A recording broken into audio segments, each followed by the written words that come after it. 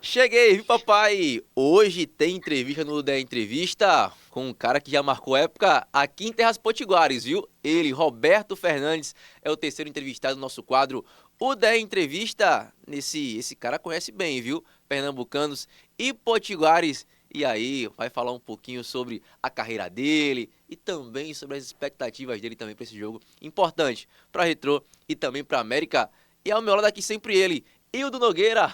Muito boa tarde, Hildo. Sempre um prazer estar aqui, né, amigo? Sempre um prazer, Marcos Vinícius. Muito boa tarde para você, boa tarde para quem acompanha mais um DA Entrevista e boa tarde para o nosso convidado, Roberto Fernandes. Já posso falar com o Roberto, Marcos? Com certeza, faça as honras. Então, Roberto, né, para começar essa entrevista, seja bem-vindo à Universidade do Esporte e acho que a primeira coisa é saber como é que você tá, né? Você teve um trabalho aí recente na equipe do Retrô, no começo da temporada, já está alguns meses aí sem trabalhar. Queria saber como é que tá o Roberto hoje, se foi uma opção aí ficar esse tempo fora da perto ali das quatro linhas realmente sem trabalhar, se tem alguns projetos pessoais realmente que estão ocupando o seu tempo, enfim, como está o Roberto e quais são as próximas aspirações aí para o futuro. Bom, é uma satisfação estar falando com todos vocês do programa da Universidade de Esportes, falando com o torcedor e com o público potiguar. É uma cidade que eu tenho um respeito e um carinho muito grande, né?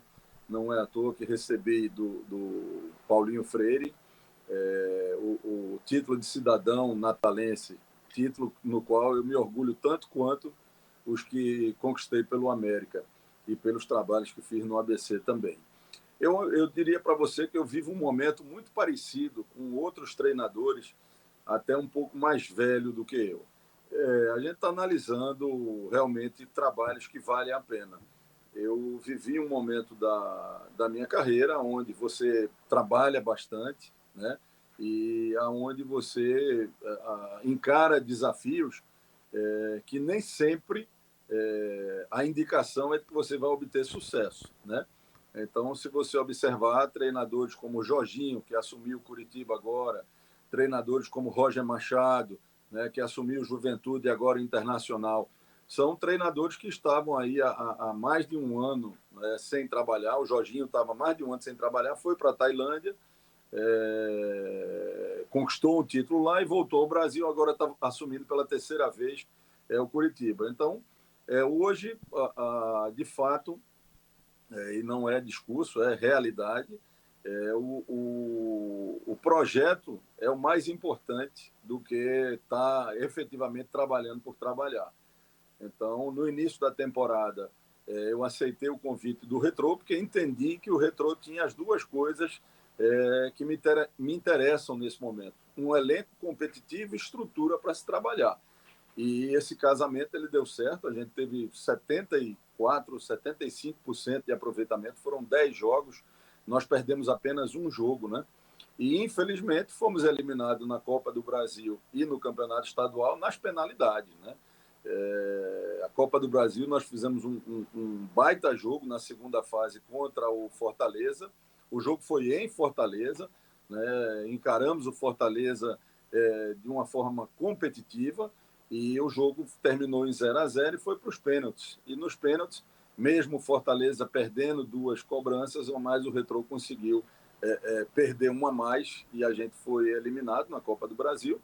E da mesma forma no Campeonato Estadual, né? Diante do Náutico, nós fizemos a semifinal, um jogo onde só os melhores momentos é que podem falar muito mais do que o meu relato aqui, né? Mas o Retrô sobrou, vencemos a partida por 1-0, mas como tínhamos perdido o primeiro jogo por 1-0 também, o jogo foi para pênaltis, e em menos de 3 dias o Retrô perde a segunda decisão por pênaltis. O jogo contra o Fortaleza tinha sido na quarta-feira, o jogo contra o Náutico foi no domingo. E com isso acabou a participação, né, do Retrô no campeonato estadual, e visando aí a Série D, a gente tinha outros planos, o Retrô tinha outros planos, eu também, e fiquei nessa condição de realmente aguardar um projeto. Como eu te falei, surgiram situações, surgiram equipes de Série D, surgiram equipes de Série C, mas hoje eu vivo um momento na minha carreira, né, que eu não preciso mais colocar time no currículo, eu preciso aumentar o número de títulos, eu preciso aumentar o número de conquistas hoje isso para mim faz diferença. Né? Um projeto apenas para justificar que está trabalhando não é mais o caso. E aí, Roberto, dentro disso que o Ido falou com você sobre esse tempo aí seu fora dos gramados, sem treinar algum clube, eu queria saber de você, antes de querer saber da sua história também, como treinador, se houve alguma sondagem de ABC, alguma de América. Nos últimos tempos, a ABC está um pouquinho mais inconstante, demitir o treinador por 2 vezes no ano, e aí eu quero saber se em algum momento da temporada o ABC lhe procurou para você ser o treinador do ABC em 2024 pela Série C. Bom, vamos lá. Antes do América se tornar SAF, eu tive próximo, né, antes da vinda do Marquinhos, de talvez um possível retorno, né? Mas acabou o América se tornando SAF e a gente sabe que SAF meio que a história que você construiu num clube vamos dizer assim, não tem muito a ver, né? Eu acredito que se o América não tivesse se tornado SAF, talvez tivesse a coisa caminhado um pouco melhor. E no ABC também, antes da chegada do Roberto Fonseca, um amigo meu, um cara que eu tenho o maior respeito e torço muito pelo sucesso da carreira dele. Meu nome também teve em pauta no ABC, mas acabou o clube optando pelo Roberto Fonseca e eu torço para que ele faça um grande trabalho, atinja o objetivo, porque é um cara do bem, um cara competente e um cara que eu torço bastante por ele. E aí, Marcos, acho que agora a gente pode começar falando sobre a carreira do A Roberto linha do Fernandes. tempo, né? Vamos fazer uma linha do tempo.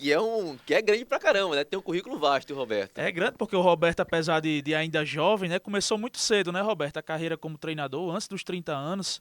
E aí, Isso. diferentemente de vários outros aí que vieram do futebol, se tornaram treinadores, você começou bem jovem, já direto nessa função. E eu queria saber como foi esse início, né, até chegar aos trabalhos de maior destaque. Eu acho que você passou por muita coisa. Onde foi que realmente que você teve essa ideia, ou onde despertou isso para você de se tornar treinador de futebol bem jovem? E qual foi aquele trabalho que te alçou aí aos voos maiores na sua carreira? Então, quando se fala hoje de treinadores da nova geração, eu percebo que realmente eu fui muito precoce, né? Um treinador muito precoce. Por quê?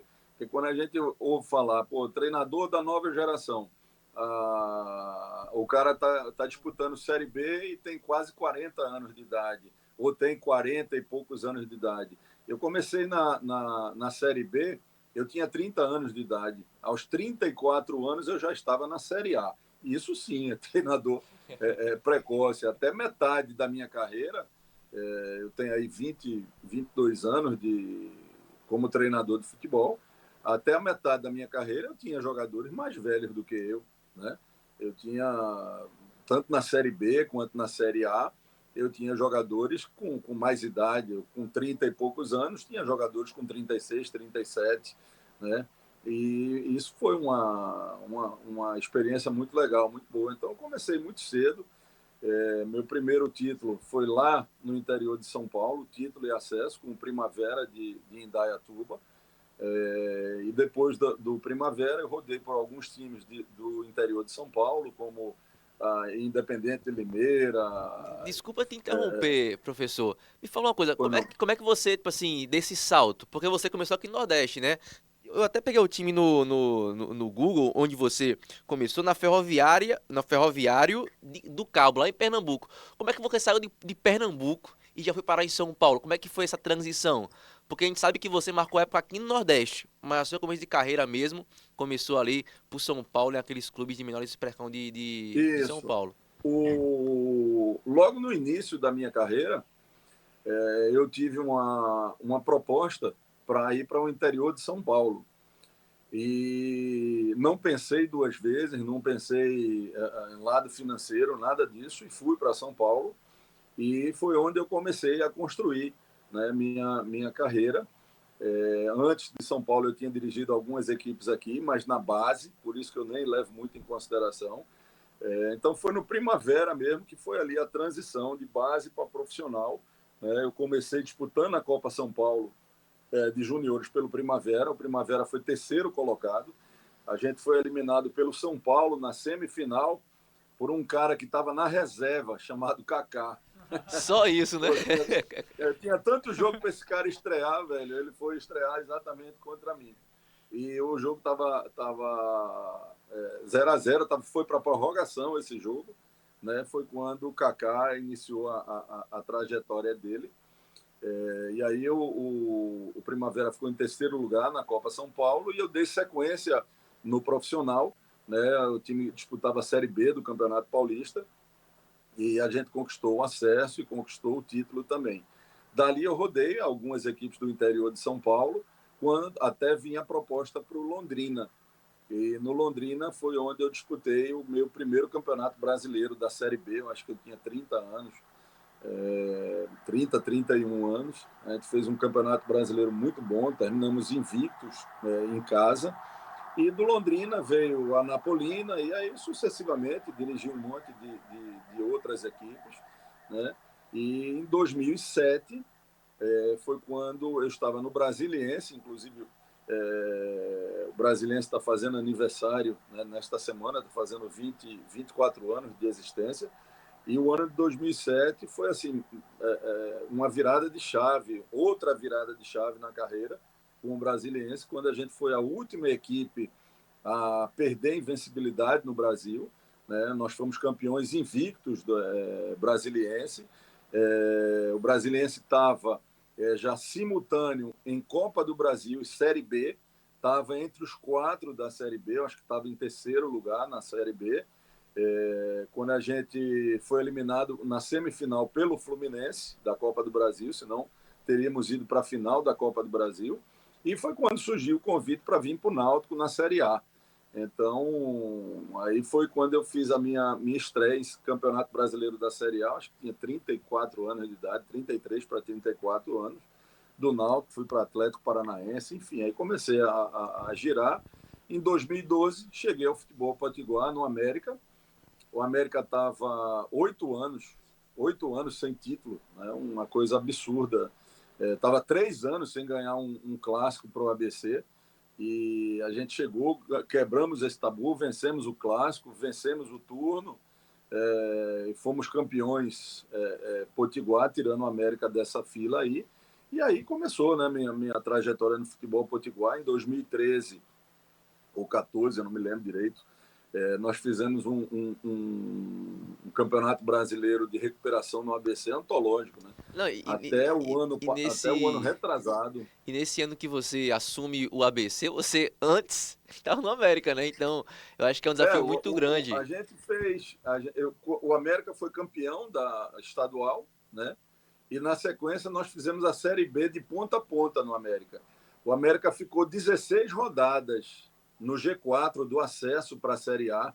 Nós chegamos a ser líder em 3 rodadas da Série B, né? Fizemos um campeonato bem consistente. Eu acho que o América terminou em 6º ou foi 7º lugar, né, naquele ano. Depois eu acabei saindo do América e volto para o ABC, quando a gente faz aquele campeonato brasileiro da Série B no ABC. Também uma campanha memorável. O ABC, que estava praticamente rebaixado, né, tinha feito só 14 pontos no primeiro turno. No segundo turno, a gente faz uma competição de recuperação. Nós vencemos todas as equipes que subiram naquele ano. A gente venceu Chapecoense, América Mineiro, Palmeiras, um jogão aí. E depois eu volto para o América em 2015, quando a gente é campeão do Centenário. Um ano também assim fantástico, porque as 3 equipes comemoravam o Centenário, né? América, ABC E o e Alecrim. Alecrim. E a gente, mais uma vez, nos consagramos aí campeão potiguar. Foi uma história muito boa. Entre turno e título, eu acho que eu tenho 5 troféus de campeão no futebol potiguar. Eu ganhei 5 turnos no total. Né? Em 2013, era para a gente ter sido bicampeão com o América já.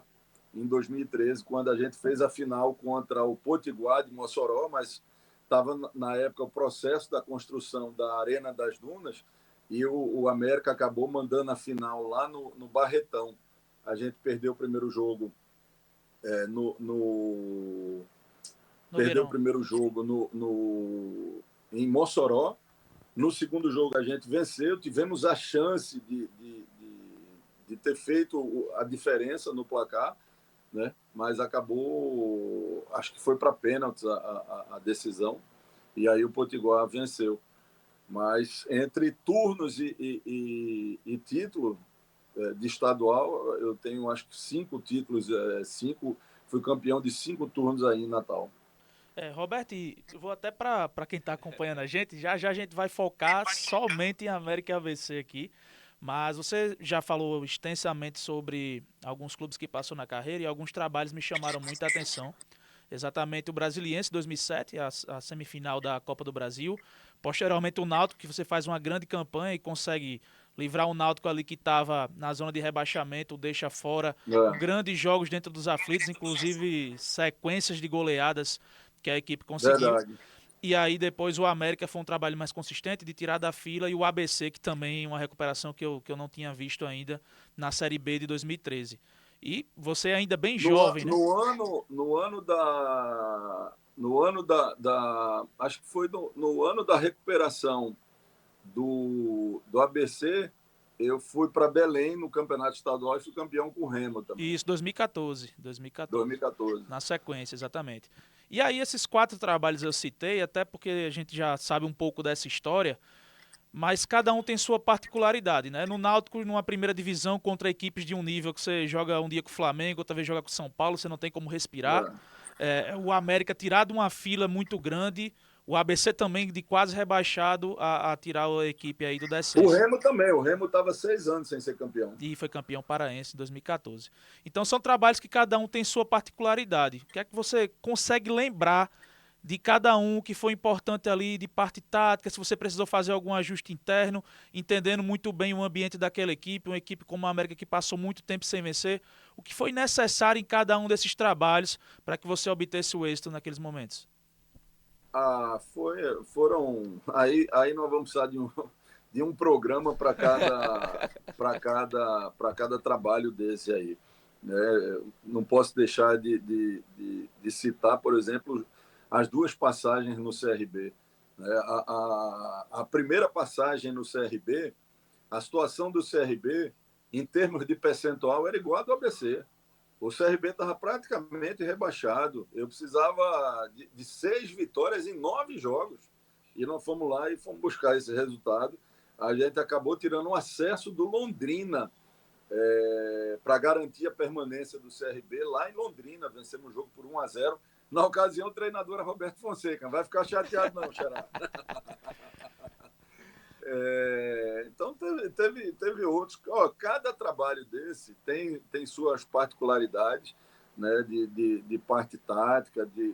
Por exemplo, no América em 2012, quando o América estava 3 anos sem ganhar do ABC, 8 anos sem título, eu praticamente não mexi na equipe. A gente mexeu taticamente na equipe. Mas ela, se eu não me engano, vamos lá, o goleiro era Fabiano, né? Norberto, Kleber na agora zaga e Edson Rocha. não, Clebão, Edson Rocha e Wanderson lateral. Isso. Aí tinha Baiano, Ricardo Baiano, Fabinho e Júnior Xuxa. Na frente a gente tinha o Isaac e Lúcio, e tá faltando um jogador aí. Mas acredito que mais um meia. Tá. Por vezes, Ué, o Jairo entrava muito no segundo tempo, ele faz um gol na semifinal, mas não era mas não Jairo. era ele. Não era Titular. Jairo. Quem entrava muito no segundo tempo naquele time do América não era Jairo, era Pingo. Pingo, o atacante que faz um gol lá em Pingo. Goianinha, inclusive, né? Isso, era Pingo. Mas tá faltando um aí, cara. Márcio Passos. Sim, Márcio Passo, outro volante, Márcio exatamente. Passos. O meio-campo era Ricardo Baiano, Márcio Passos, Fabinho e Xuxa. E na frente, o Isaac e Lúcio. Então, o que é que a gente fez com esse time aí? Ele jogava originalmente no 4-4-2, a gente passou esse time para um falso 3-5-2. O Márcio Passo passou a fazer a função de terceiro zagueiro, o meio-campo ficava com Ricardo Baiano, Fabinho e o Xuxa, e aí, com isso, Wanderson e Norberto jogavam como alas, deixaram de jogar como laterais e jogavam efetivamente como alas. E aí, dois atacantes praticamente de referência, o Isaac mais dentro da área e o Lúcio fazendo pêndulo por trás. Então, esse aí, por exemplo, foi uma mudança só tática. Já no ABC, a mudança foi completa, né? Praticamente a gente remontou uma equipe. A gente trouxe bastante jogadores ali, jogadores que chegaram e fizeram completamente a diferença. E aí eu vou para destaque para Renato, né? Eu vou para destaque para Giovanni Augusto, Júnior Timbó e Gilmar, né? Somália também, eu acho que não estava Memória ainda. muito Somália boa, viu, professor? A sua, rapaz, é, enciclopédia, viu? é, O Somália foi muito bem naquela foi Série B. foi muito bem, né? A gente tinha um zagueiro artilheiro que era Lino, né? Lino faleceu, sabiam disso, não? Sim. Rapaz, verdade. É, E assim, professor, Lino faleceu, infelizmente. e o que... Saudosa memória do Lino. grande zagueiro. Um baita profissional. E aí, Baita profissional. e aí eu voltando um pouquinho mais, você falou muito da sua carreira, traz sua linha do tempo a sua carreira, e eu queria saber também como é que surgiu a vontade de treinar algum clube, de virar treinador, porque assim, a gente sabe que você não jogou profissional, se jogou, eu posso É, estar errado, mas você jogou um pouco mais de base. E aí, como é que foi isso. essa transição entre jogar base e pensar, cara, eu posso virar treinador, eu posso ser um comandante aí na beira do gramado e traçar uma grande carreira Veja, como na beira do gramado? desde a época de colégio, eu tinha uma liderança muito grande. Então, eu coloco duas coisas muito fortes nessa questão aí. A liderança, tá? Que era assim, é uma coisa que eu sempre trouxe comigo, e leitura de jogo, né? Então, por exemplo, já moleque, na época de colégio, a gente tinha uma leitura de jogo muito grande. Eu assisti, né, hoje, analista de desempenho, isso não é nenhuma crítica, tá? Mas o analista de desempenho de hoje, se você tirar as plataformas que são disponíveis para que eles possam fazer o material deles, eu acho que eles ficariam quase que cegos, né? Então, eu não fui analista de desempenho de plataforma nenhuma. Eu via jogo mesmo, né? O período que eu passei em São Paulo, tinha dias da semana, como São Paulo, principalmente no campeonato estadual, você tem A2, você tem A3, A2, A1, né?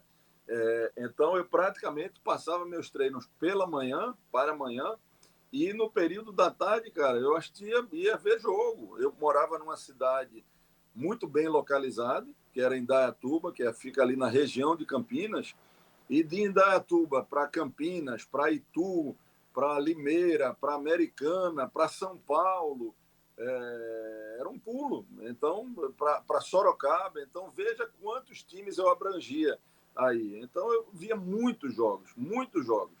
E quanto mais eu via jogos, mais eu ia confirmando dentro de mim essa questão da leitura de jogo. Tanto que, como a gente não começou agora, né, já tem bastante tempo, mas se você pegar a turma da velha guarda aí da imprensa, se você pegar Pedro Neto, Marcos Lopes, enfim, os âncoras, vocês vão ver infinitas narrações, infinitos comentários dizendo o time mudou da água para o vinho no intervalo.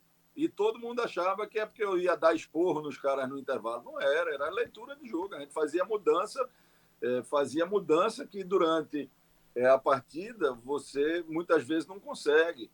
No primeiro tempo, por exemplo, culturalmente, né? Culturalmente, a gente não tem o hábito de fazer mudanças no primeiro tempo. Embora eu, ao longo da minha carreira, eu fiz, mas não é uma coisa muito comum, né? Então, quando chegava no intervalo, cara, a equipe voltava taticamente engolindo o adversário. Então, eu acho que isso foi desde o início essas duas características que eu tive e que aperfeiçoei ao longo do tempo. Professor, você falou de leitura aí na questão do intervalo, que muitas vezes fazia essa mudança e por ser sempre um cara muito enérgico, à beira do campo ficava essa impressão aí de que o Roberto vai chegar, vai dar uma bronca em todo mundo no vestiário e vai resolver a parada, mas que não era bem assim. E aí, claro, a gente vê muito o que acontece ali dentro das quatro linhas, não com a visão de um técnico de futebol, porém tem um outro lado que é bem mais particular, que é a questão do vestiário. E aí você teve essas decisões que a gente acabou de citar aqui durante todo esse tempo, né? A gente fala muito mais de ABC e América, mas enfim, teve momentos de muita tensão e é necessário, eu acho que para um treinador, além da parte técnica e tática, ter esse domínio do vestiário. Saber se foi uma característica marcante durante a sua carreira e se você acha que nos últimos anos aí algo mudou nessa relação entre treinador e jogador de futebol no vestiário. Não, mudou porque mudam as gerações, né? Muda porque mudam as gerações. Hoje, futebol está um negócio muito profissional, né? Muito profissional. E eu acho que em cada clube de futebol, deveria ter um espaço para o ex-atleta. Embora eu estou defendendo o ex-atleta, embora eu não seja ex-atleta, né? Mas hoje a gente vê um vestiário ou muita gente com poder de decisão que não tem efetivamente o conhecimento do vestiário, né? Que não tem o conhecimento do vestiário, não tem o conhecimento do atleta. As relações mudaram bastante, né, de lá para cá, mas algumas coisas elas não mudam, né? Quando eu acho veja só, não é nenhum tipo de crítica, mas é uma reflexão. As pessoas adoram rotular. No Brasil se adora rotular. Fulano é isso, fulano é aquilo, né? Então eu te falo, pega, né, os meus lances à beira do gramado, né, que o Roberto é um cara enérgico, e pega Fernando Diniz e pega Abel Ferreira. Velho, o Fernando Diniz fala mais palavrão do que eu. O Abel Ferreira chuta mais garrafa e tem mais expulsão do que eu. Mas comigo ficou legal dizer, não, o cara é enérgico e acabou. Não é, tem muito mais. Entendeu? Tem muito mais coisa. O enérgico é 10% do conhecimento que a gente tem de treino, de parte tática, de leitura de jogo, de relacionamento com o jogador, entendeu? Mas às vezes as pessoas são rotuladas e quem rotula coloca isso como verdade absoluta, não é? Né? A gente viu agora, recente, depois já do Fernando Diniz ter sido treinador da seleção brasileira, ele como treinador do Fluminense batendo boca, chamando palavrão e tudo, com um jogador de São Paulo. Todo mundo viu isso, viralizou. Mas vê se isso aí é martelado. Vê se isso aí caracteriza o Fernando Diniz. Não, a característica do Fernando Diniz é o time que gosta de ficar com a bola, que sai jogando desde a primeira fase de construção, etc. E tal. Então, outras pessoas, enfim, preferem, enfim, rotular, né? Se você pegar o mesmo período de jogos do Abel e meu, certo? Você vai ver que o Abel tem muito mais expulsão, Abel chutou muito mais garrafa, Abel bateu muito mais boca com a arbitragem do que eu. Entendeu? Mas o enérgico sou eu, o explosivo sou eu. Pô, então, paciência, cada um faz o que quer, enfim. Professor, e nos últimos anos você ficou, podemos dizer, aqui no Rio Grande do Norte, Pernambuco, também nas Alagoas, né, treinando mais equipes. Exatamente. Você fez agora uma observação muito grande e talvez isso tenha muito a ver. Você agora fez uma observação, eu não sei se estudada ou não, ou foi apenas percepção, mas eu vou dizer muito do meu momento. Muito do meu momento. Era O nesse que é que sentido. muito tem a ver? Nos últimos 6, 8 anos, eu foquei muito o meu trabalho em Maceió, Recife e Natal. Maceió, Recife e Natal, correto? Correto. Isso, correto. Se você pegar aí, vai estar. E aí você, de quebra-galho, você pode botar Aracaju também, que eu tive 2 vezes no Confiança. Então, aí o que é que aconteceu nesse período? Aconteceu nesse período que, como as coisas são cíclicas, essa roda gigante ela girou novamente e trouxe para o topo clubes que estavam embaixo. Vou explicar. Quando eu comecei lá no início, Campeonato Brasileiro de Série B, quando eu treinava Londrina, Anapolina, São Paulo tinha 7 times na Série B. Eu vou citar times aqui que vocês não vão nem lembrar. Ó, o Marília era da Série B. Lembram do Marília? Sim, hoje Série A3 hoje, do O Paulistão. Marília era a Série B. O Paulista de Jundiaí era a Série B.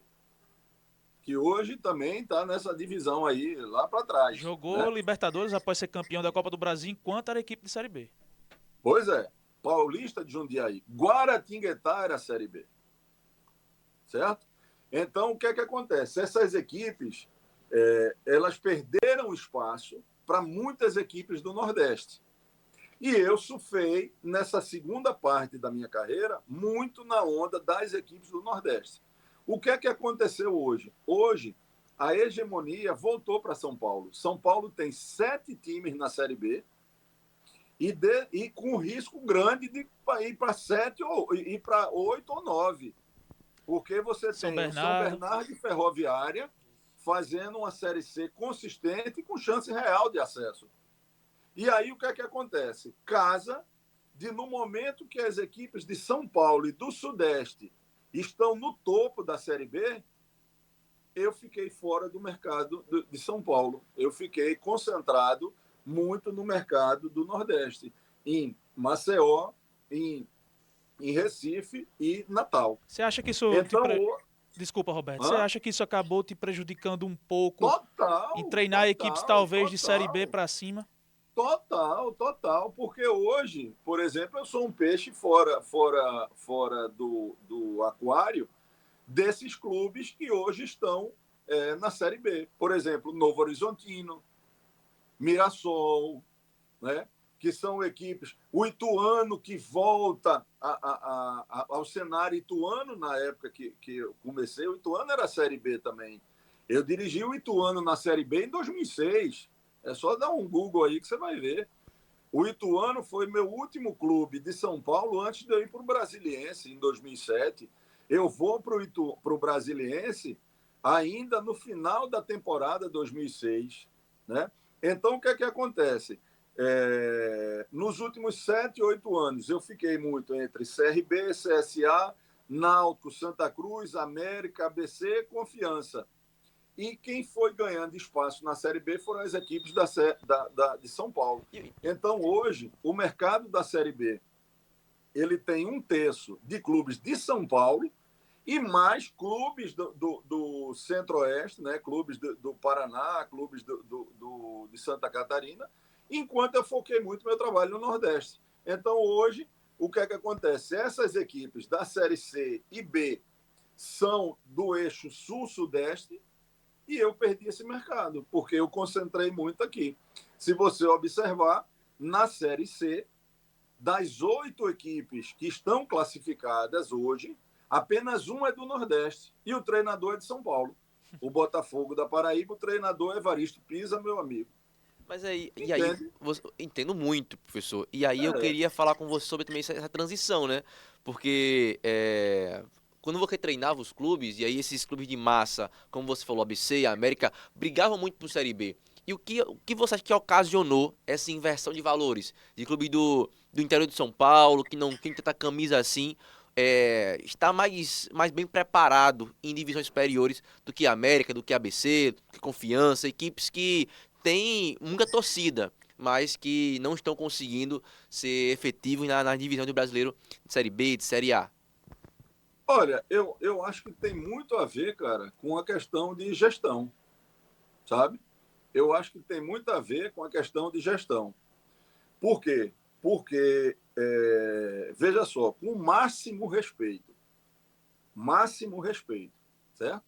Mas você não pode comparar certo? Você não pode botar na mesma balança de cobrança o Novo Horizontino, que está na Série B, está disputando, até brigando para ir para a Série A, e um ABC, e um América. Por quê? Olha a quantidade de imprensa que cobre as duas equipes. Olha o tamanho das duas torcidas, o nível de exigência. Então, o que é que acontece? A convicção de América e de ABC ela tem que ser muito grande. Os caras têm que realmente comprar a briga da gestão. Certo? Por quê? Porque senão, a cada derrota, troca o treinador, contrata jogador, você não adquire o entrosamento. Eu vou te dar um exemplo. As duas maiores folhas da Série C correm um risco grande de não classificar, que é Náutico e Remo. Como eu não tenho dúvida que uma das maiores folhas é o América e que corre o risco de ficar fora da disputa da Série D. Pegou um time tão qualificado quanto. E com um detalhe, não tem aquela... Veja só, qual é a cobrança que a imprensa de Recife e que o torcedor de Recife vai fazer se o Retrô não classificar diante do América? E já há algum Zero. tempo, isso mesmo, já há algum tempo o Retrô não Nenhuma. consegue subir. E aí o América passou É. pela mesma coisa. E aí acho que a pressão era Toda- muito, mas muito maior em cima do América do que do Retrô. E aí esse peso pode contar. Muito, muito maior, não tenha dúvida disso. E Roberto, Não tenha dúvida disso. você, Tudo acende a luz aqui. você, você passou agora pela equipe do Retrô e, claro, já tem um histórico no América que a gente já vem falando durante a entrevista. E aí o Retrô é uma equipe realmente com organização, né? Que é o Laércio, o dono, e o América também, agora numa constituição de SAF. O que é que você pode falar? O América, a gente já vem há um bom tempo aí que não conseguiu subir durante 6 anos, subiu um ano, já caiu novamente, já durante a administração da SAF. Então, se você tem essa experiência de poder falar, qual a diferença hoje, no futebol atual, de um clube gerido por uma SAF, de um clube que continua sendo uma associação, né? E se tem uma diferença tão grande que pode explicar, quem sabe ou não, o sucesso ou os insucessos dessa equipe nas demais competições? Bom, a primeira situação é a seguinte: a SAF ela não é garantia de título e acesso para clube nenhum, né? Haja visto aí o Bahia agora, que está numa situação boa, mas perdeu o título para o Vitória, que não é SAF. Aliás, todas as equipes a grande maioria das equipes que tem uma saúde e uma gestão muito boa, não estão desesperadas por SAF. Veja o exemplo veja o modelo de SAF do Fortaleza, né? É um modelo interno de SAF, né? Então, assim, mas a grande questão, ela não está apenas na SAF, ela está na pressão exercida pela torcida e pela imprensa por resultados de determinados clubes. O Retrô, por exemplo, é um exemplo absoluto de gestão. Mas a única pressão do Retrô é interna. É interna. Né? Qual é essa pressão interna? O presidente do clube, né, que é o Laércio, que faz um trabalho espetacular, né, e que o clube realmente já merece estar numa divisão acima, e que o trabalho é feito de forma correta para que isso aconteça. Essa pressão interna existe. Mas eu volto a dizer, qual é a pressão que vai sofrer o Retrô por parte de imprensa e de torcida, caso ele não suba, caso ele não classifique diante do América. Agora vamos inverter o papel? O América, mais uma vez, não conseguindo o acesso para a Série C e encerrando as suas atividades no início de agosto, na primeira semana de agosto. Você acha que a SAF pode... A gente lembra que essa própria SAF do América antes era do Azuris, né? E a gente sabe que o Azuris não teve tanta condição de conseguir E acesso, também de não tinha conseguir... pressão lá que aqui tem agora, né, que a Isso, gente mas falou. assim, com esse cenário do América cair na temporada muito cedo, achismo só mesmo, você acha que os rumos do América podem mudar em relação à SAF, ou você acha que assim, com esse investimento, esse contrato assinado, é muito difícil a SAF sair? Olha, a questão política eu evito muito de entrar, até porque, como eu não estou por dentro, né, eu não sei, né, por exemplo, a única coisa, né, a respeito da SAF que eu conheço por exemplo, tem um treinador competente e experiente, né? Que é o Marquinhos. Mas eu não sei como é toda a estrutura que está acima do Marquinhos, né? Em termos de critério de contratação, de gestão, de atletas, qual é, de fato, as prioridades e interesses, né? Porque o que todo torcedor imagina, né, é que a SAF, quando chega no clube, o clube vai ter um Flamengo, vai ter um time igual ao Palmeiras. E não é isso, cara. Não é isso, não é isso. Muito longe disso, né? Muito longe disso. Então, eu não posso avaliar a questão de rumos da SAF do América, porque eu não sei como é que funciona. Mas uma coisa é certa, né? SAF ela não é garantia de título nem de acesso. A SAF ela tem os interesses dela também. Precisa convergir com os interesses do clube, né? Mas a SAF tem a gestão de uma SAF ela é uma gestão mais profissionalizada. Se ela é mais profissionalizada, ela é mais fria. Eu tive a oportunidade de trabalhar como presidente do América Padang, que era um cara absolutamente sanguíneo, um cara sangue no olho, um cara que não aceita a derrota, o cara que não o América ele trata como a extensão da família dele, né? Eu trabalhei com Gustavo Carvalho, Hernando Moraes, né? Eu acho que com o Léo também, né? Então, por exemplo, esses caras, por mais competência que eles tenham nos seus negócios e na gestão do América, mas existia o coração deles. A SAF não, a SAF, a análise é fria. A análise é fria. Entende?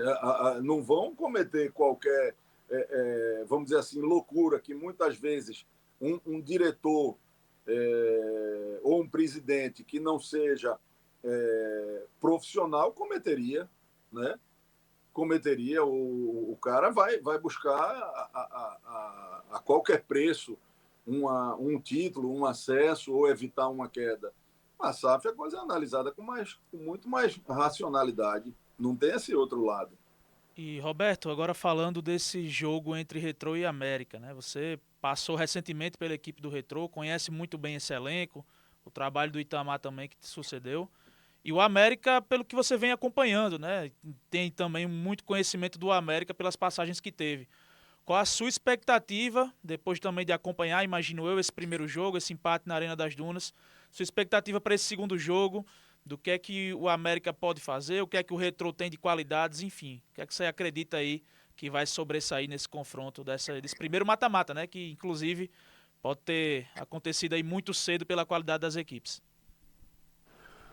Bom, primeiro eu quero fazer um registro que, para mim, esse mata-mata ele não deveria nem ser de acesso. Porque se ele fosse o último mata-mata que definiria o acesso, um dos dois iam ficar de fora da Série C do ano que vem.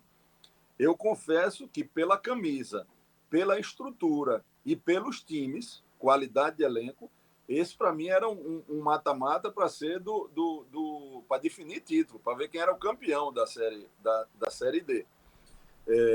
Mas, por conta da irregularidade na primeira fase das duas equipes, que isso me surpreendeu, certo?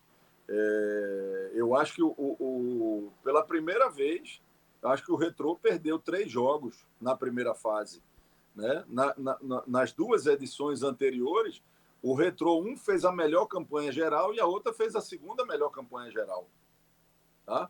Então, dessa vez, o Retrô acho que terminou em segundo lugar. Isso mesmo, Né? ficou atrás do Itabaiana no grupo A4. Isso. Saldo de E o gol. América terminou em que posição? Terceiro. Terceiro.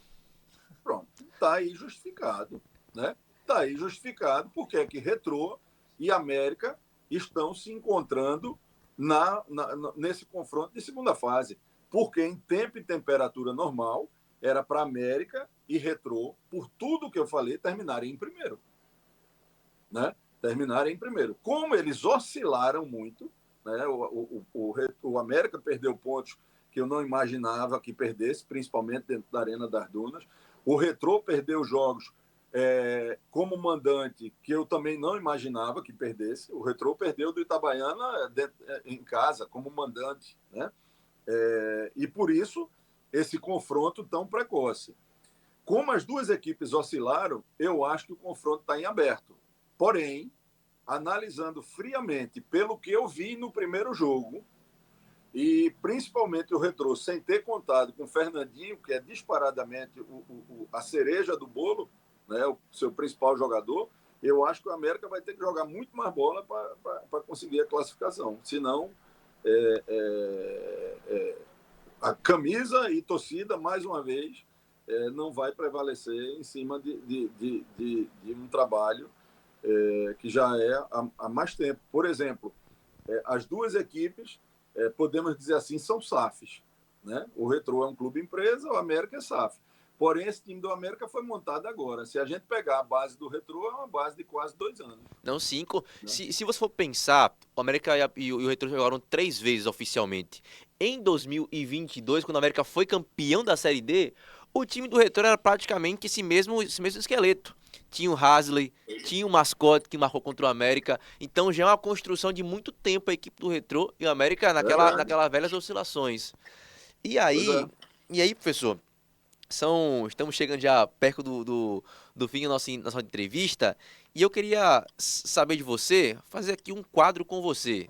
A gente tem aqui no fim do programa um quadro chamado Ele ou Eu. A gente faz uma comparação entre treinadores ou se não jogadores, nesse caso hoje. É com você, com treinadores que passaram pela equipe do América e aí você tem que falar, né? Se você optaria por ele ou por você no comando do América, falando de história e passagens marcantes. Esquecer um pouquinho o currículo e focar muito mesmo nesse América. Começando com o Renatinho Potiguar. Mas, Marcos, desculpa, só um minuto. Oi. Claro que tem as passagens pelo América, mas também o Roberto, como conhece vários e vários treinadores, pode ser realmente pelo nível técnico apresentado. Né? O Guido pontou muito bem. E aí, começando com o Renatinho Potiguar.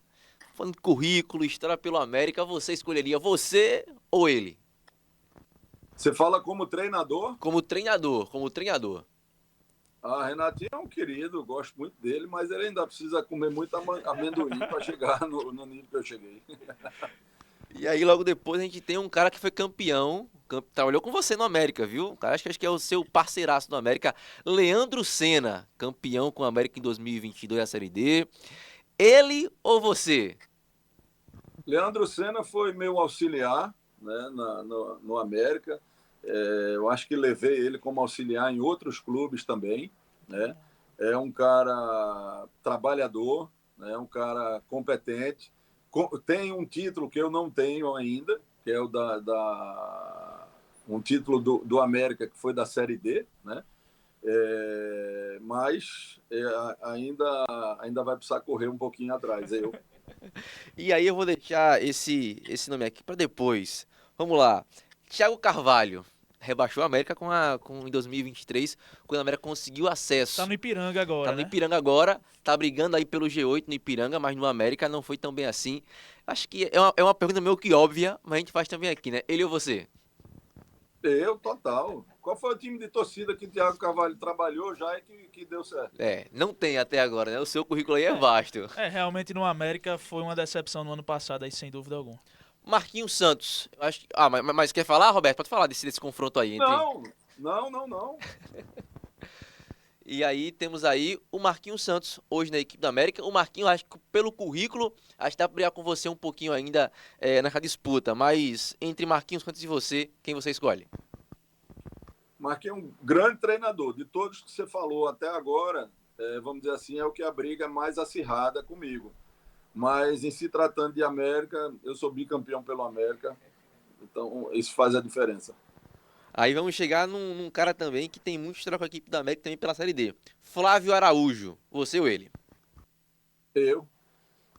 E pra finalizar, Oliveira Canindé. Um cara que, se for lembrar, pela Copa do Brasil tem uma história muito bonita em se classificar no Maracanã. Isso mesmo, contra o Fluminense. Nessa briga... Campeão estadual 2014 Isso também. Então, canto de América também de algum currículo? Ele tem. E aí a disputa entre você e ele, você fica com quem, hein, o Roberto Fernandes?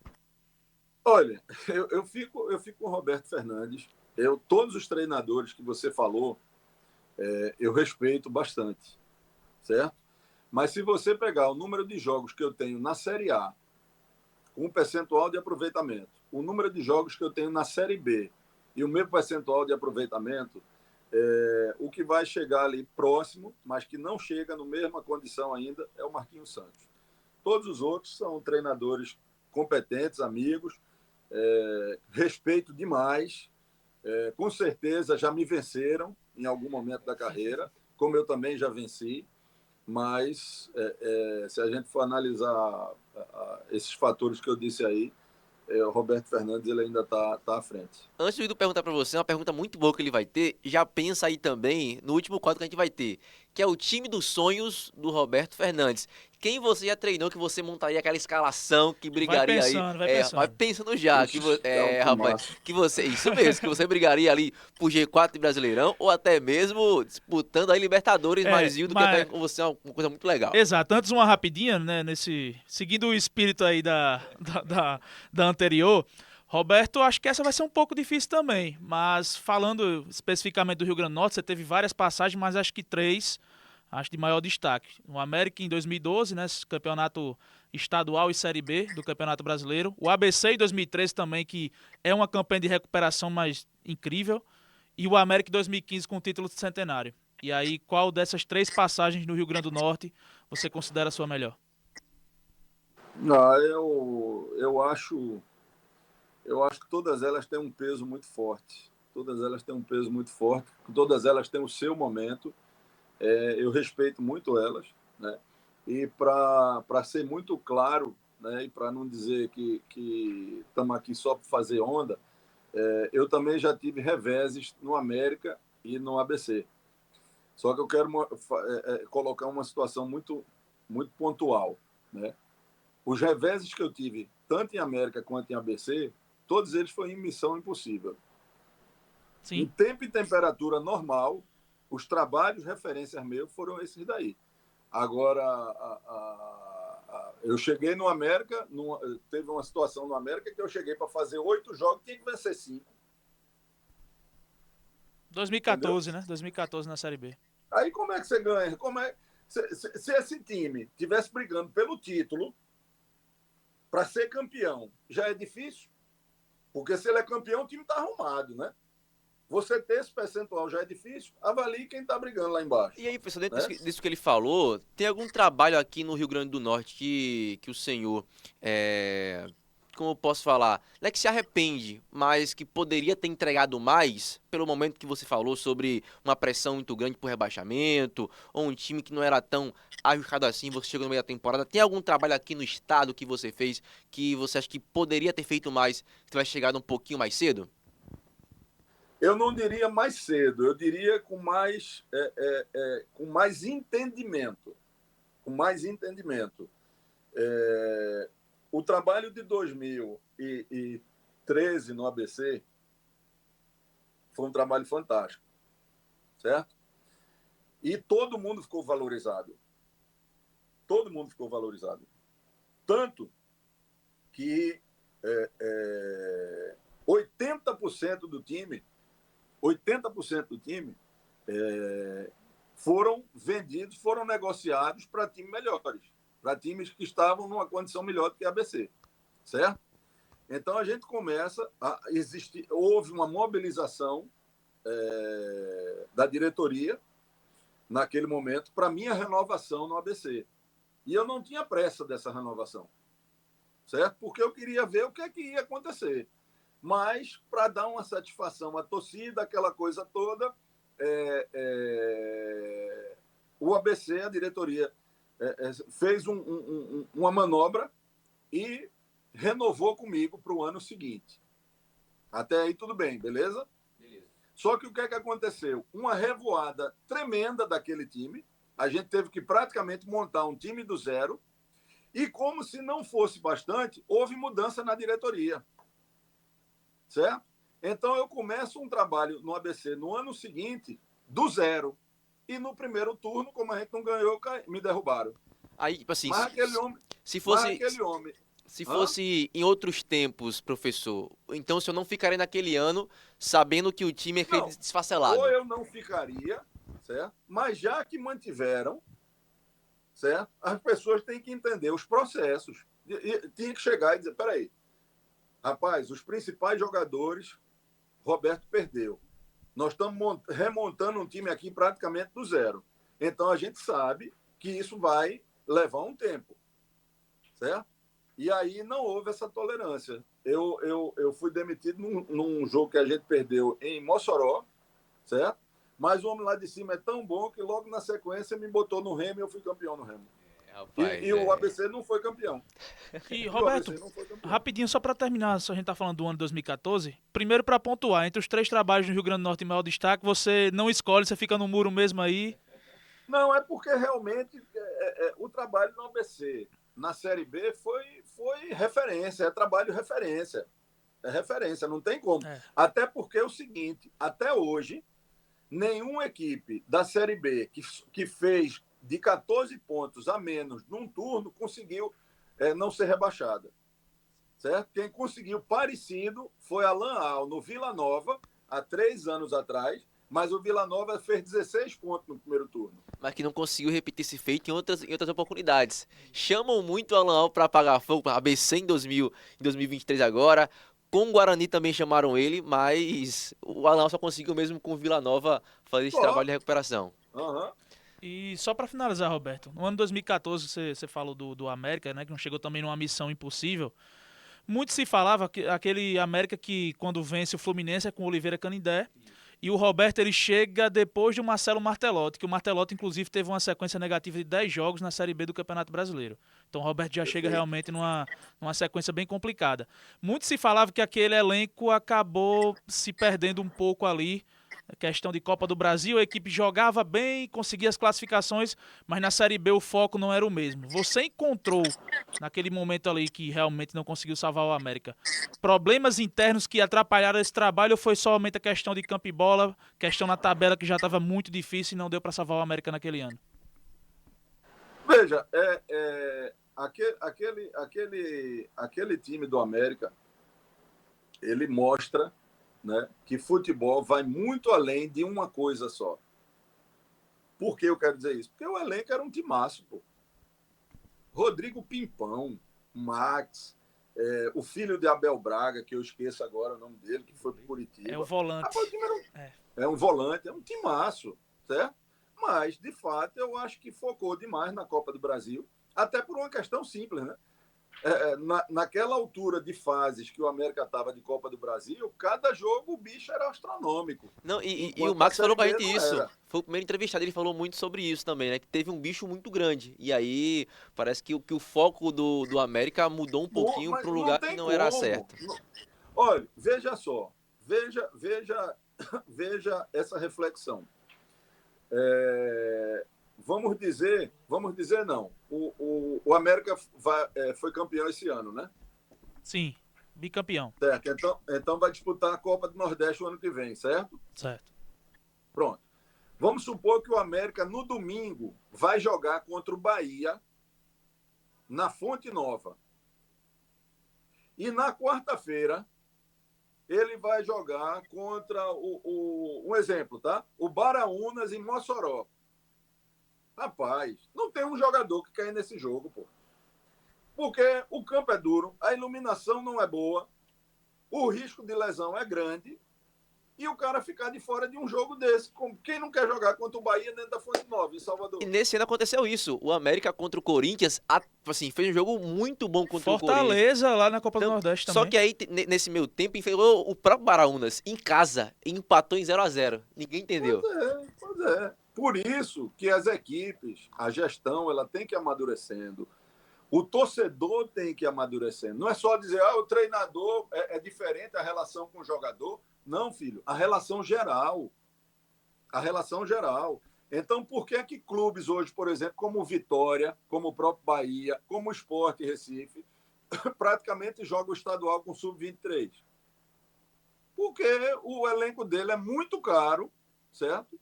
E é muito mais importante o Sport jogar no sábado contra um Fortaleza, certo? e no meio da semana jogar contra, sei lá, o Central em Caruaru. Não vai contra o Sub-23. Se perder, paciência. O que é mais pesado hoje? O que é que interessa mais o esporte hoje? Mais um título de campeão estadual ou ser campeão da Copa do Nordeste? Ou chegar numa fase final de Copa do Brasil? São as prioridades.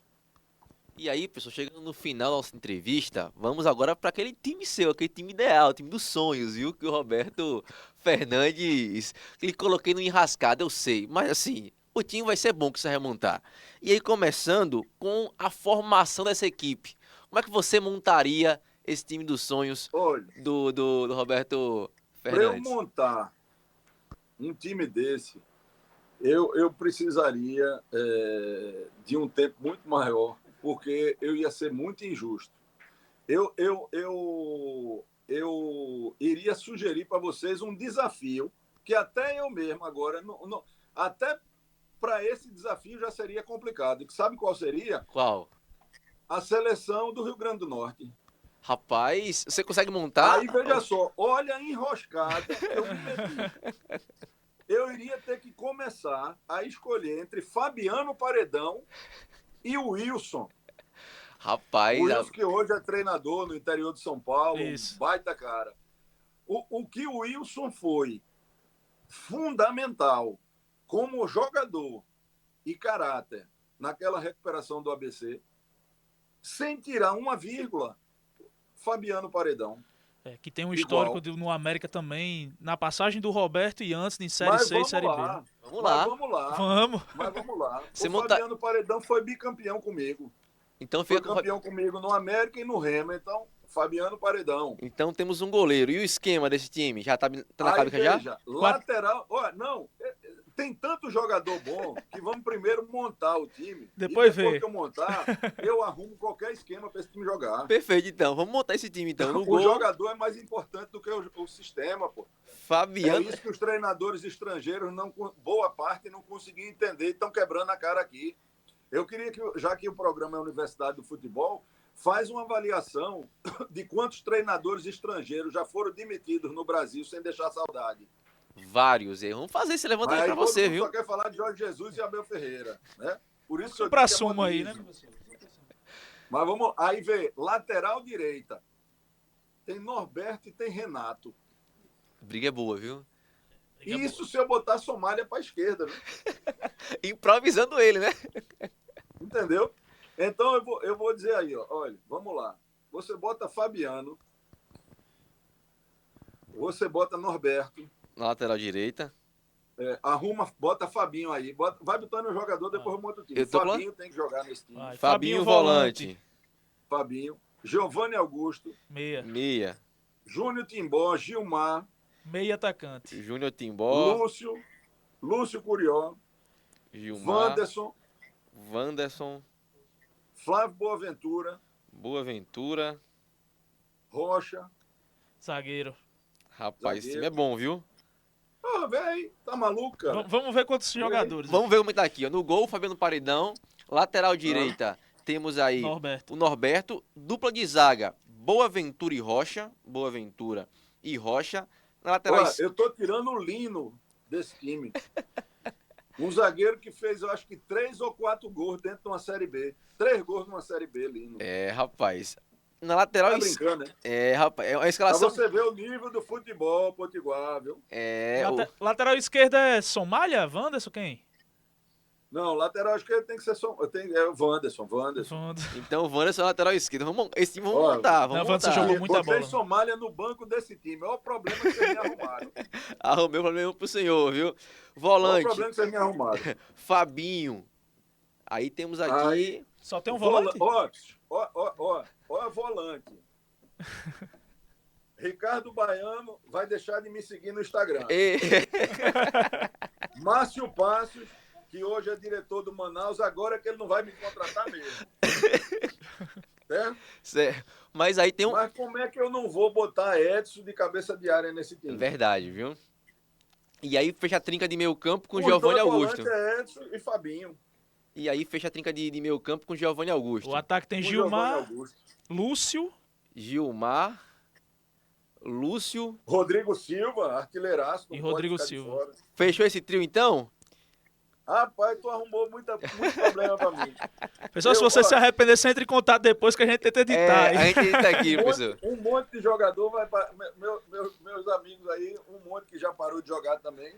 Vai afinar a bronca com o aqui, senhor. vão deixar de me seguir agora, quando essa matéria for pro ar. E aí eu vou escalar pra você essa equipe que você acabou de me falar. No gol, Fabiano Paredão. A zaga tem Norberto, Flávio Boaventura Rocha e Wanderson. Meio campo, Fabinho, Edson e Giovanni Augusto. Que meio campo é esse, viu? Pulmão e qualidade demais. Na frente, Gilmar, Lúcio Curió e o Rodrigo. O Rodrigo aí, que jogou pelo ABC. Agora me diz uma coisa. Manda. Me diz uma coisa. Esse time aí, na Série B hoje, brigava por acesso ou não? Rapaz, esse time aqui... Totalmente. Pra mim, brigaria por título. Porque eu coloquei... Assim, professor, eu vou lhe contar Veja.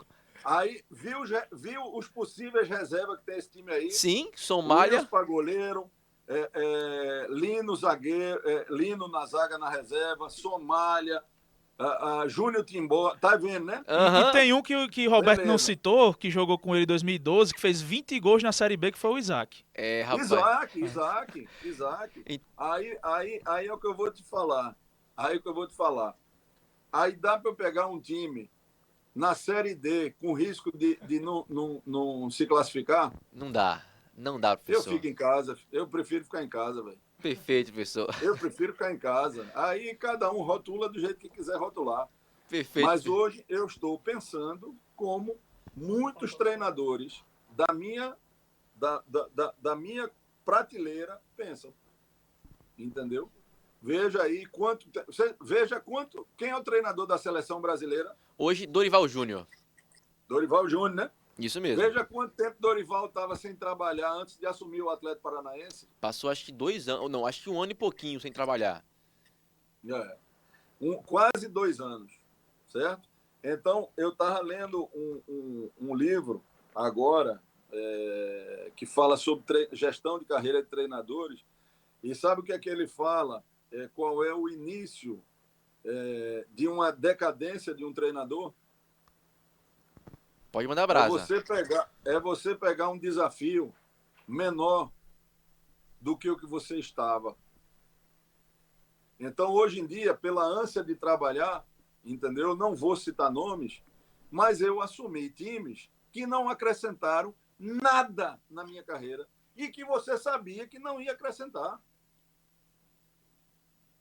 Mas o cara, na ânsia para trabalhar, hoje, com todo respeito, que eu já passei por isso e faz parte da idade, né? Hoje, vou citar 2 ex-auxiliares técnicos meus e mais um treinador da nova geração que vem fazendo bom trabalho, certo? Mas vou botar aí Luizinho Lopes, que vocês esqueceram, Leandro Senna e Renatinho Potiguar. O momento deles é esse. Por exemplo, desses que eu citei, quem conseguiu chegar agora na Série B foi o Luizinho Lopes. Subiu com o Brusque, acabou caindo no Brusque e assumiu o Vila Nova, né? Mas desses treinadores, por exemplo, de todos que você citou aí, na comparação comigo, tirando o Marquinhos Santos, entendeu? Todos os outros não têm 1/3 de jogos que eu tenho na Série B. Avalie Série A. E aí muito por essas escolhas, né, Roberto? Entende? Então, é o que eu falo hoje. Infelizmente, eu não vou citar nomes. Não vou citar nomes, certo? Porque não tem nada a ver, né? Mas, hoje determinados clubes, entendeu? Muitos deles que têm até torcida, tem uma camisa, essa coisa toda, mas se eu entender que não vai acrescentar mais no currículo, eu prefiro não trabalhar. Então tá aí. E não sou só eu. São vários treinadores que hoje estão nessa mesma situação. Veja o tempo que grandes treinadores estão parados. E para encerrar... No Brasil, Jorginho estava mais de 1 ano sem trabalhar. Assumiu o Curitiba agora. No Brasil, Roger Machado estava mais de um ano sem trabalhar antes de assumir. Aí você vai dizer que não tinha proposta para esses caras? E aí esperou a hora certa para conseguir um trabalho compatível. Tinha, só que aí o que é que aconteceu? Pronto. Por exemplo, eu estava, não me lembro, 6 meses por aí, antes de assumir um time, antes de assumir o Retrô. Valeu a pena demais, por quê? Eu fiz de 10 jogos no Retrô, eu tive 6 vitórias, 3 empates e uma única derrota. Eu só perdi para o Náutico. Mas ganhei 2 vezes no Náutico. Eu joguei 3 vezes contra o Náutico. Ganhei 2, perdi uma. Entendeu? Fortaleza. Então, boa, valeu a pena. Valeu a pena. Agora eu vou assumir um time onde você sabe que a chance de você perder em 10 jogos é de 6 derrotas. É isso, foi nada. Para dizer que estou trabalhando, foi não. E aí, professor, acho que para arrematar essa entrevista que foi muito boa com o senhor, eu queria saber o que o Roberto Fonseca pensa em fazer para... Fernandes. Eita, rapaz, confundi com o seu amigo às Eu vezes. pensei que você estivesse falando do Fonseca, que está no ABC. Não, não, de você mesmo. O que o Roberto Fernandes pensa em fazer para retomar aquele auge da sua carreira que você conseguiu no Náutico, disputar a Série A? Você pensa em algo para você fazer, como você fez um bom trabalho no Retrô, para conseguir voltar a esse seu patamar de Série A, de voltar a defender e a treinar um clube de Série A? Veja, o que eu vou lhe dizer é muito sério e talvez não seja nem tão legal, tá? Mas o que eu preciso fazer como treinador e fazendo aquela análise que eu acho que todo mundo tem que precisa melhorar sempre, tem que estar buscando sempre, etc e tal. Mas o que é que eu observo em termos de Série B, Série C, de eu não estar trabalhando e um monte de treinadores, certo? Que não tem resultados, nem percentual de aproveitamento melhor do que o meu estão trabalhando. Futebol hoje, em 80% das vezes que eu trabalhei, eu recebi a ligação do presidente. E hoje não é mais assim. Hoje, futebol está muito na relação entre empresário, certo? E executivos, certo?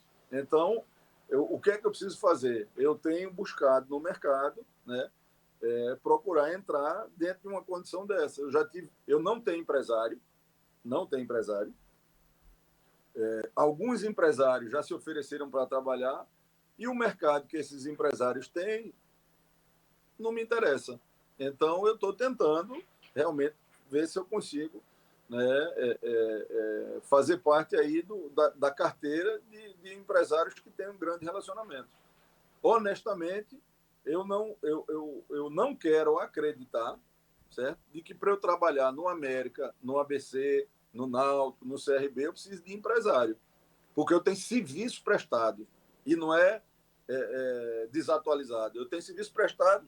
Eu fui campeão em 2022 no Náutico. Eu quero empresários que me botem no mercado que hoje eu não tenho acesso a ele. Avaí, Chapecoense, América Mineiro, Atlético Goianiense, os clubes do interior de São Paulo. Esses clubes eu não tenho acesso. Eu não sei quem é o presidente, não sei quem é o diretor. E eles também não têm a obrigação de saber do meu currículo. Essa é a questão. É por isso que o Roberto Fernandes hoje não está trabalhando. Não tem outra conversa, não. Perfeito, Roberto. Muito obrigado por esse papo. Foi muito bom estar colocando aqui você por volta de 1 hora de bate-papo. Te agradeço. Desejo muito sucesso na sua carreira. E eu também vai se despedir do senhor nesse grande bate-papo. Acho que poderia falar do melhor da entrevista até aqui. Quem que fez, viu, Hildo? Pois é, né? Agora as expectativas serão ainda mais altas. Isso mesmo. Exatamente, né? Agradecer, Roberto, aí pela sua participação. Valeu. A gente já Um procurava abraço. aí convidados realmente aí com, como você falou, com serviços prestados aqui, principalmente ao futebol do Rio Grande do Norte. E é isso. Muito obrigado aí. E agora é com você, né, papai? Isso mesmo. E deixar o espaço aberto aí para você se despedir também, Roberto. E deixar aquele abraço para alguém, falar um pouco o que você quer aí. E é isso. Não, mandar um grande abraço para os amigos que eu deixei em Natal. Eu, de 2012 a 2018, eu fixei residência em Natal, independente de onde eu estivesse trabalhando, mas a minha residência fixa era em Natal. Em 2018, eu voltei a morar em Recife. e deixei muitos amigos aí, né, de América, de ABC, amigos do futebol, amigos fora do futebol, amigos da política, amigos empresários, amigos de todos os segmentos, né? E que eu, até hoje, graças a Deus, eu converso com eles constantemente, aproveitar o espaço, mandar um grande abraço, né? E estou até devendo uma visita a eles, sabe? Eu estou sendo cobrado, mas eu me preocupo muito, né, com a questão de eu ser visto em Natal. Eu não moro mais em Natal. Eu ser visto em Natal e veio para olhar o ABC, veio para olhar o América. Não vim para olhar ninguém. Eu vim visitar meus amigos aqui. Mas é inevitável esse tipo de situação. Muitas vezes eu tenho até vontade de acompanhar o jogo, mas eu sei que a minha presença ela vai causar um desconforto, né, naquele treinador que está trabalhando, por vezes amigo meu ou não, né, mas aí eu prefiro evitar. Né, se eu for citar nomes aqui, eu começo, né, No A e acaba no Z. Zé Vanildo, é tanto amigo, velho, que eu deixei aí em Natal. Eu vou aproveitar a audiência de vocês e mandar um grande abraço para todos eles. E em breve eu vou visitá-los. Deixa chegar um momento propício aí que eu vou. E quando visitar, vamos fazer uma da entrevista aqui logo, aqui em Natal, para você também conhecer aqui a gente, bater esse papo. Fica o convite, com certeza, pro Roberto Fernandes aqui, participar também aqui do UDE. Muito obrigado, professor. Vamos ficando por aqui. Tchau, tchau. Até o Grande próximo UDE Entrevista. E é isso. Valeu, papai!